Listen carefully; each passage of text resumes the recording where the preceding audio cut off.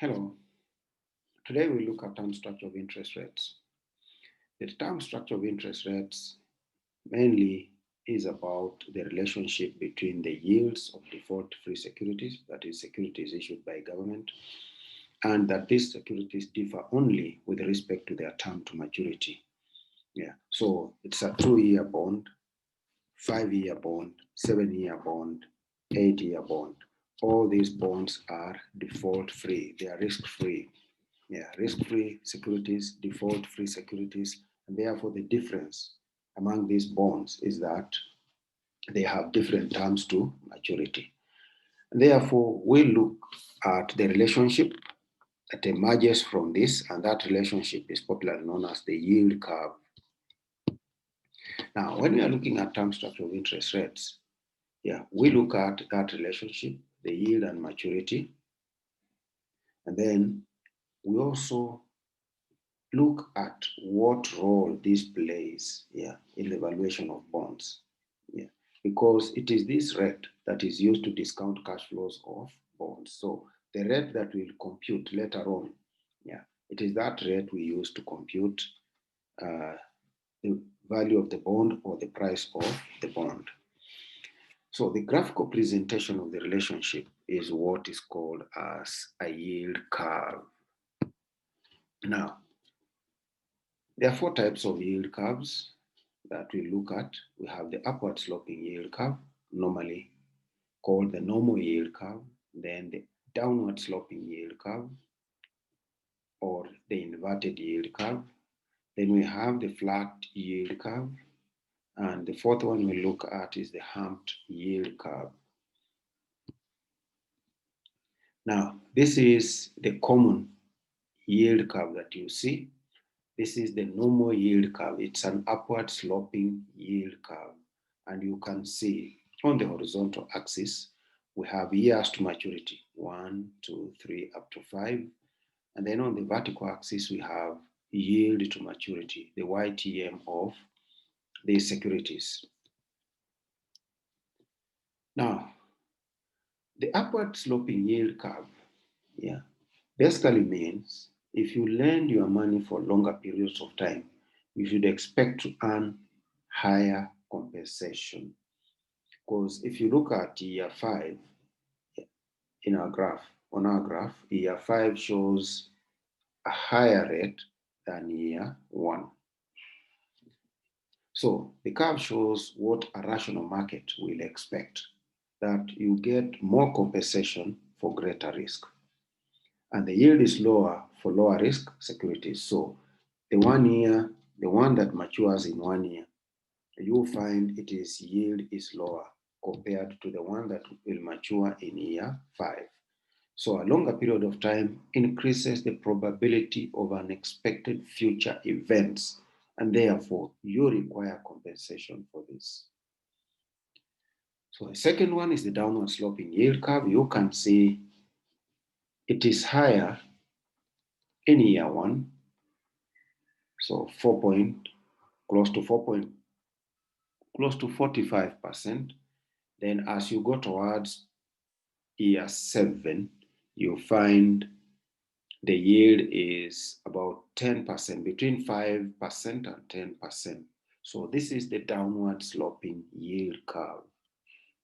Now, what does the downward sloping yield curve basically mean? It shows longer term yields will fall below short term yields. So you've seen the securities maturing in 1 year have a higher yield between 40 and 45%. The ones maturing in the final year or the last year here on our graph, year 7, you'll find the yield is much lower. So this occurs to perception of long-term investors that interest rates will decline in future. So this is their perception. Interest rates will be lower in the future. And it can happen, for example, due to expectations of decline in inflation. The third curve is what we call the flat yield curve. You can see it is flat around 12%. Normally, it is not this smooth. Yeah. But for purposes of illustration, I'll show you a flat yield curve. It means all maturities have similar yields. The ones maturing in 1 year, 2 years, 3 years, 5 years, the yield is the same. So a flattening yield curve normally occurs when there is a transition between the normal yield curve and the inverted yield curve. The inverted yield curve is the downward sloping yield curve. And then the last one, the fourth one, is the humped yield curve because it has a hump. This is a hump where the arrow is. That's a hump. So you start off as an upward sloping yield curve and then it changes to a downward sloping yield curve. So a humped yield curve occurs when the medium term yields are greater than short term and longer term yields. So the curve will indicate a slowing of economic growth. That is when you get the intermediate or the medium term yields greater than the shorter one and the longer term yields. Now, the next thing we look at are the term structure theories. And these are the common ones: the pure expectations theory, liquidity preference theory, market segmentation theory, and preferred habitat theory. Now, pure expectations. These are investors' expectations. So the theory assumes that the various maturities are substitutes, and the shape of the yield curve therefore depends on the market's expectation of future interest rates. So, what is the market's expectation? That is what the pure expectation theory is trying to explain. And therefore, the term structure is determined by the market's expectation. Yeah. It is the market's expectation about future interest rates, yeah, that will determine the yield curve. So future interest rates refer to the future expected yield to maturities on 1 year bonds. So for any given period of time, the market expects to get the same rate of return on all bonds, regardless of the time period. This means that, for example, when the market would require the same rate of return on a 3-year bond as it does on a 1 year bond if it regards them as perfect substitutes. So the 1 year bond and the 3-year bond are perfect substitutes. So if the market regards them as such, yeah, then it means these two bonds will have the same rate of return. The next theory is the liquidity preference theory. This theory is an extension of the pure expectation, yeah, the market's expectation of future interest rates. So now we are looking at liquidity preference. So it adds a premium called a liquidity premium. Yeah. So this theory considers the greater risk involved in holding long-term debts over short-term debts. So if you have two securities, one is a 3-year and the other one is a 5-year one. Yeah. So what the theory is basically saying, for me to move from the 3-year to 3-year security, for me to invest in this, you need to give me a premium. Yeah. So for me to move from the short-term debts, yeah, and look at the long-term debts as my investment preference, then you need to give me some premium.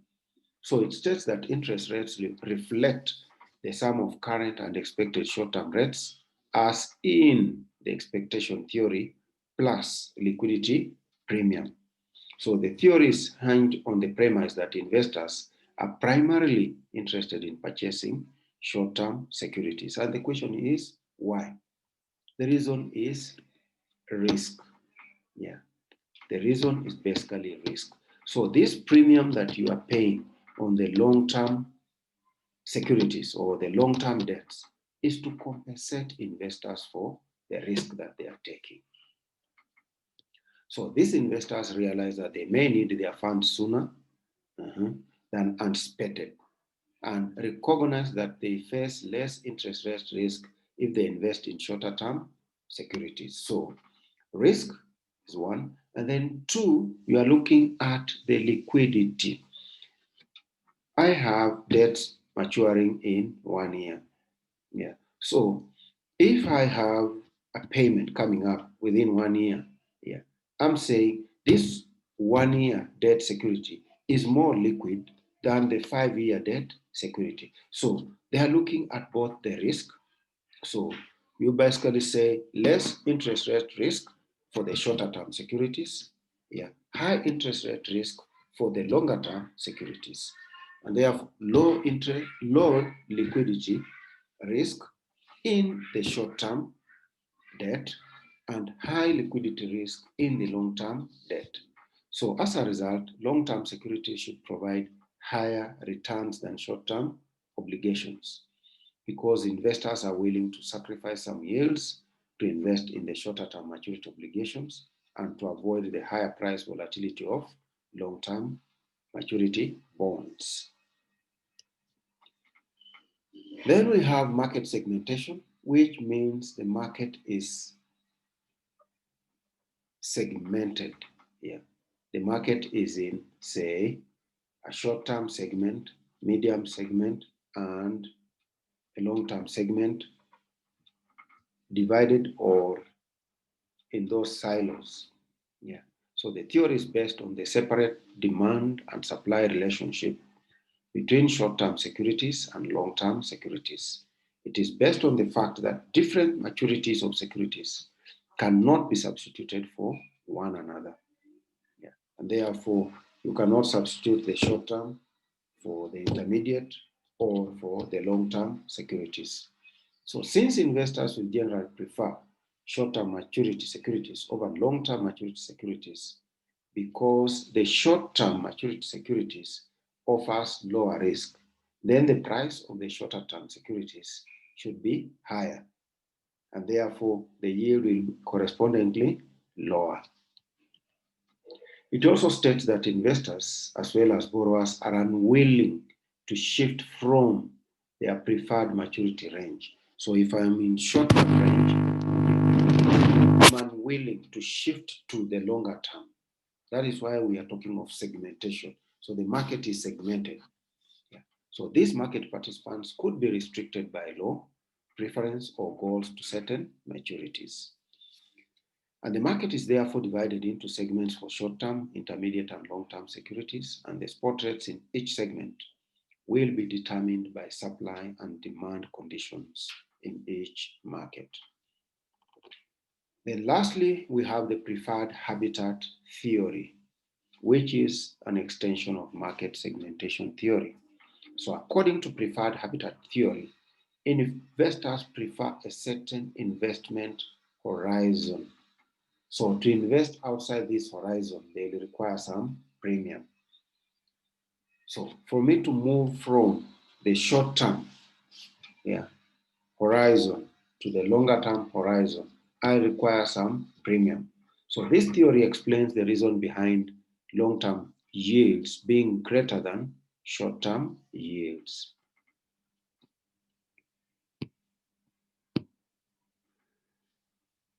Okay, having looked at the term structure theories, looked at the shapes of the yield curve, we want to see how you compute the yields.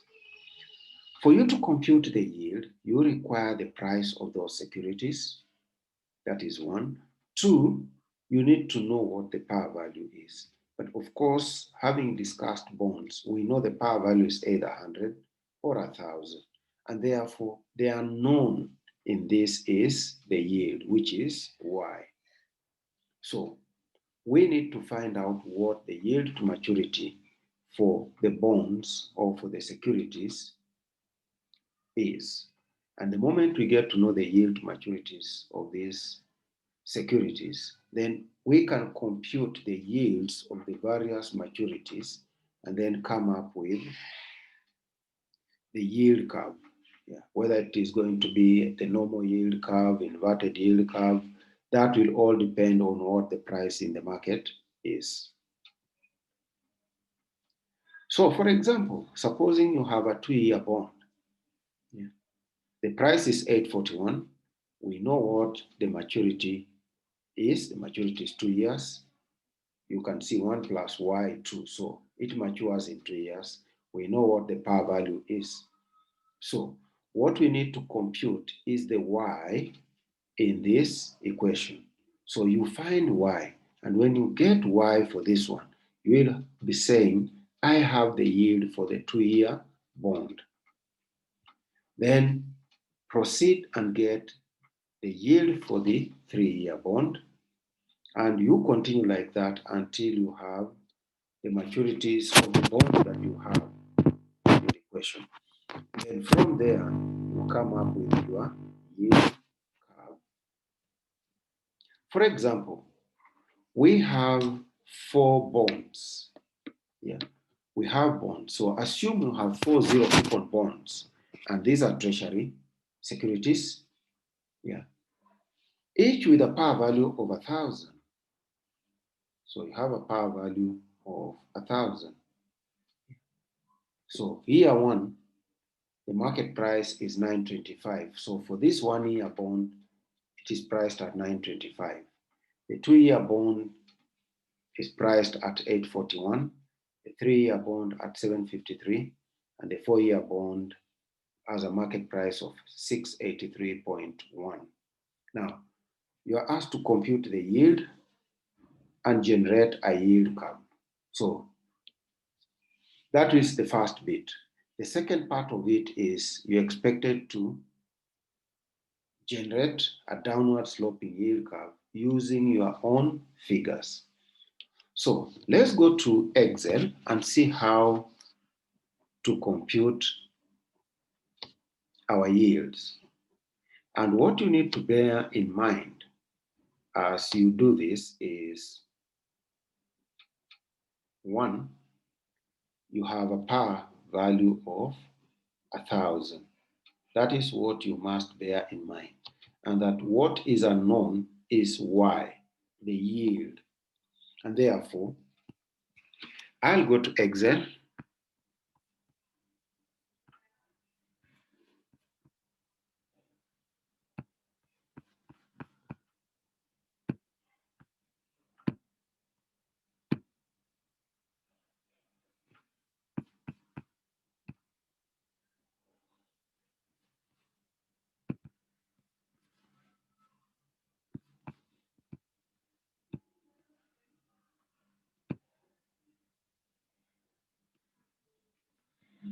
Great. So yield curves. We want to look at yield curves.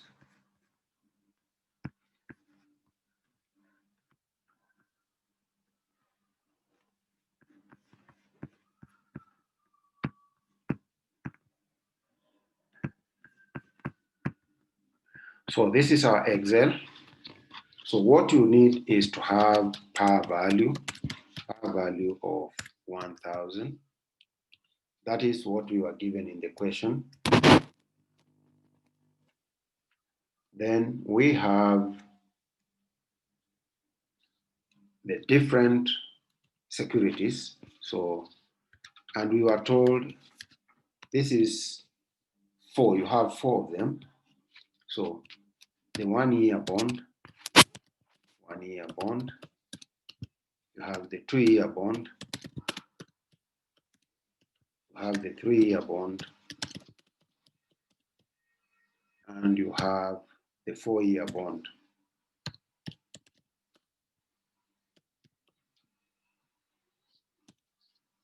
You have the 4-year bond.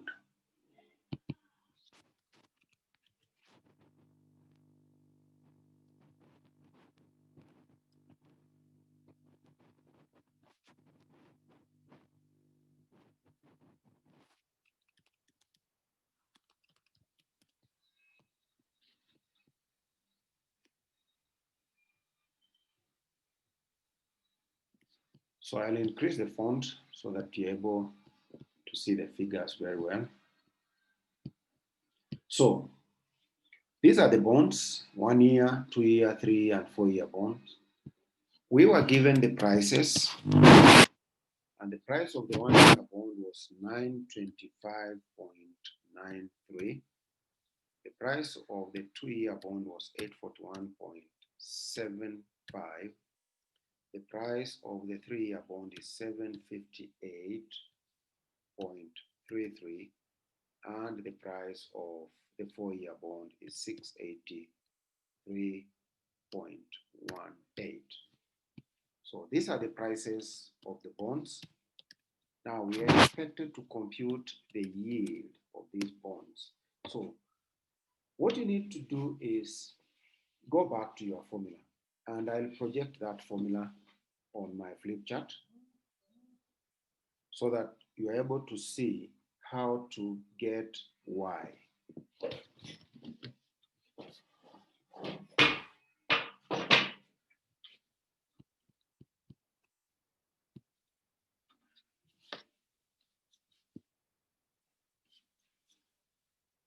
So this is our formula.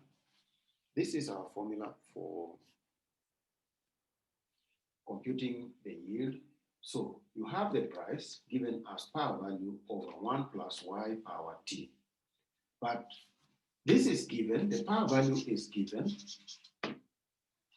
You have the market price, so market price is given. So the only thing that is not given is y, because you have t.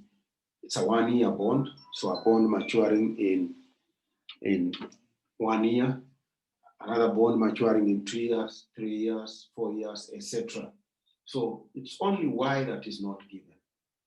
Time we are given, that's the time to maturity. And therefore, what you do the basic things we used to do. Just do the cross multiplication. Multiply price by 1 plus y power t, and that should equal power value. But what we want is 1 plus y power t. So 1 plus y power t is given by power value over price. But that is not good enough. We want y. So 1 plus y will be given by the t root of power value over price. And therefore y, if you get y alone, y is given by t root of power over price. So this part, yeah, you compute that part, power over price, and you have the t root of this, then subtract 1, because this 1 goes out here, there. That's where it will go out completely. So you compute this part and then subtract 1. That is what you do. So what we are going to put in Excel is, we know we have power, we know we have price. Now this t root, we can say that is power value, power value over price. This bit we say 1 over t. We'll say 1 over t. That is the same thing, because if you say square root, we can say power over price, power half. That is same as square root. So that is how we want to proceed when we get to Excel. So I'll put off my camera so that we go to Excel.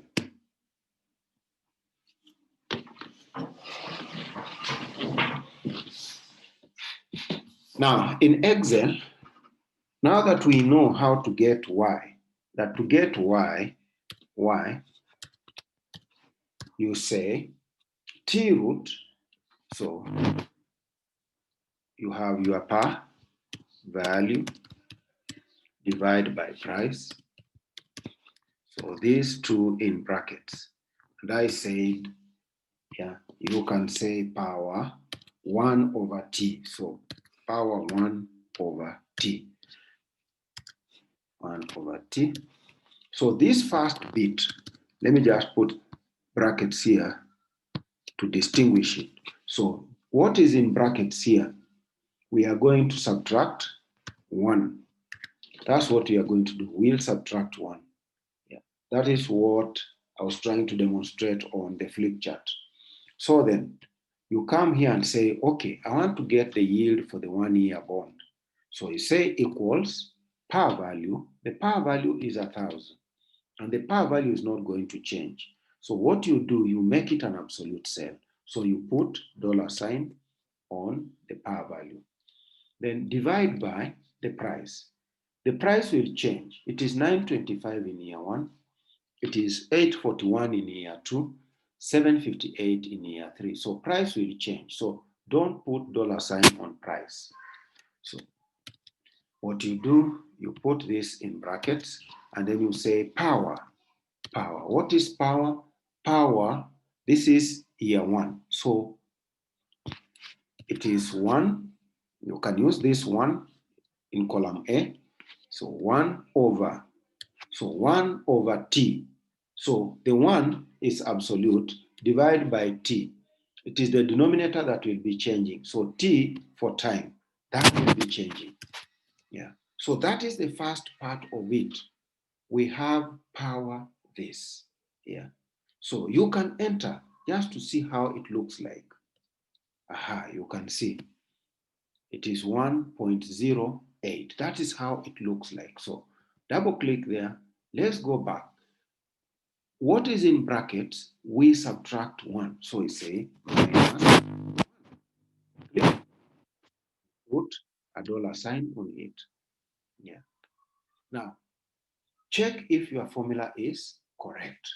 Yeah. So enter. It says 8. Now, copy this down.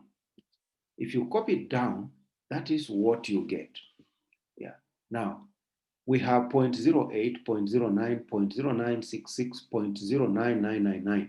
Now, you can put percentage. So you come here and say, put percent. And then you increase the decimals. So it is 8%. The yield is 8% for the year 1 security, 9% for the year 2 security, 3% for the 3-year security, and 9.99% for the last one. Now that we've computed the yield, the next thing we can do is to get our yield curve. And to get the yield curve, what you need to do is to highlight this, yeah, and pick the title yield. You highlight that, and then you go to insert. So insert chart, and you go to XY scatter. Yeah. So go to your right, change chart type, XY scatter, then you pick the smooth XY. So this is how our yield curve looks like. It's an upward sloping yield curve. Upward sloping yield curve. Now, if you look at the horizontal axis, it is giving you 0.5, 1, 1.5. We know, yeah, we have 1 year maturity, 2 years, 3 years. So make the major unit here as 1. So you double click on the horizontal axis, then it gives you the format axis. Under units, change the major one to 1 and then enter. So now it shows you the 1 year bond, the yield is 8%, the 2 year bond, the yield is 9%, the 3 year bond, the yield is 9.66, and the 4 year bond, the yield is about 10%. Now, on the vertical axis, double click on 2% or 4% so that you can have the format axis. Now, change the major unit to 1. Enter. So now you can see 1% and then 9%. Then between 9 and 10, that is the 9.66%. And then the year 41 is close to 10%. So this is an upward sloping yield curve. So that is how we get yield curves. Now, the second part of that question talks of you generating a downward sloping yield curve. So what you do, go down on your Excel worksheet. So have your years. say you want a 5-year downward sloping yield curve. So generate your time. So have 1, 2, generate it to year 5. So this is time. Yeah. Then come up with your bonds. So these are the securities, so bonds. So this is the 1-year bond. This is 2-year bond. This is 3-year bond. Next is the 4-year bond, 4-year bond. And the last one is the 5-year bond. So you now have your bonds. The next thing you need to do is get the price. Now, you don't have to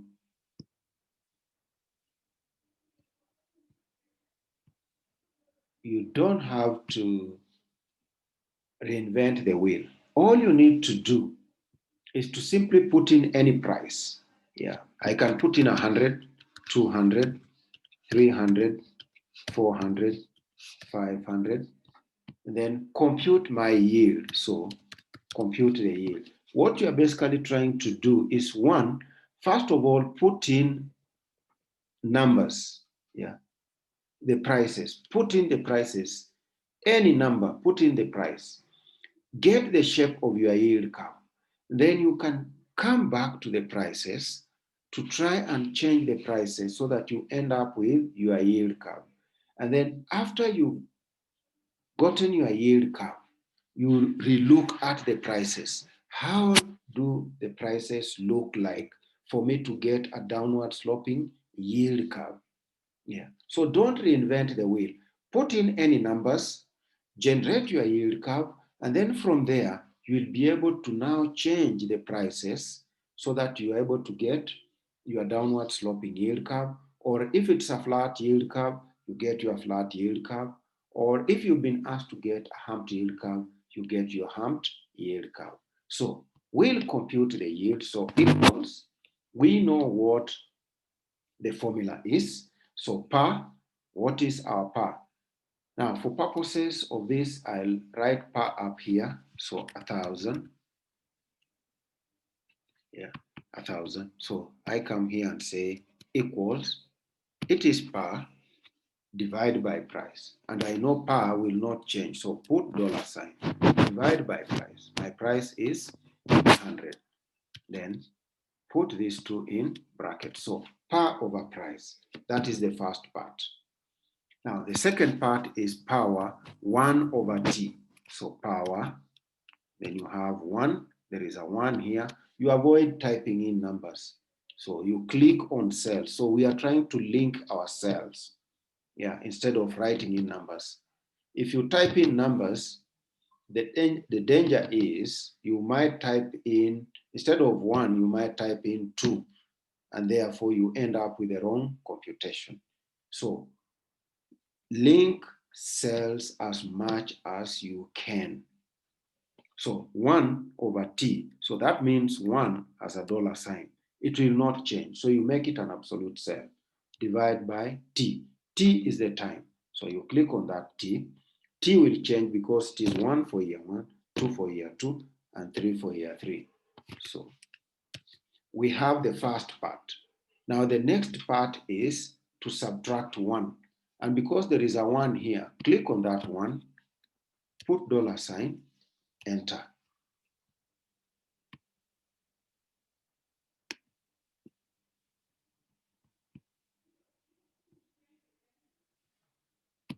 Okay, that's how it looks like. Now get your yield, go to insert, then go to charts, then go to XY scatter. Yeah, change chart type to XY, and then pick the smooth one. Now, this is our downward sloping yield curve. Okay, so it doesn't look very good because we have 900 in year 1. Yeah, So we can change this price. We don't want to start at 900%. Doesn't look good. So we can change this price to 500 and see what our yield is. The yield will be 100. So then perhaps I should change it to 700. So I make it 700 and it gives me a yield of 43. That looks okay. It is closer to maturity. So it is closer to its face value. Then I can put in 600 and see how 600 behaves. 600 gives us 29%. That looks okay. It's a downward sloping yield curve. And then next, I put in, say, 500. I want to see what rate it will give me. 500 gives me 26%. Very well. And then next, let me say I put in, this is 400. 400 is the same 26. What if I put in 300? Means I should not be going down. Yeah. Perhaps I should go to 550. What will 550 give me?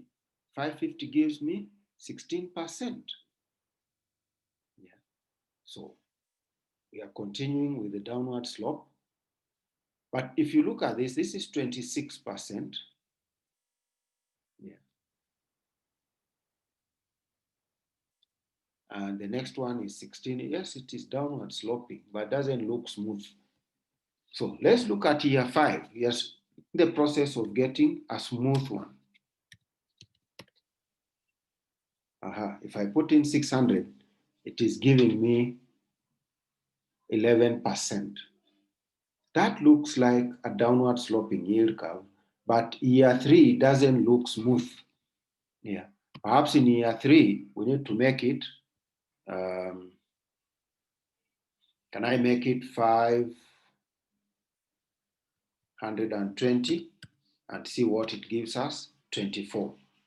Slightly smoother. So you play around with these prices, yeah, so that you end up with a smoother yield curve.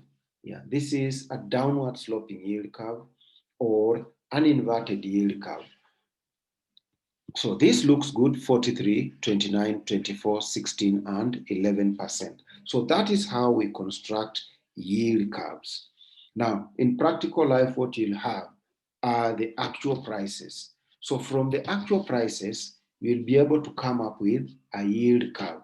And therefore, it will give you a more realistic yield curve rather than use these theoretical or hypothetical numbers. So that is how we generate yield curves from the prices given on the market. So, friends, that will mark the end of our discussion of term structure of interest rates, what they mean, yeah, the type of curves, the term structure theories, and how we compute the yield curves. Thank you so much and see you next week. Thank you.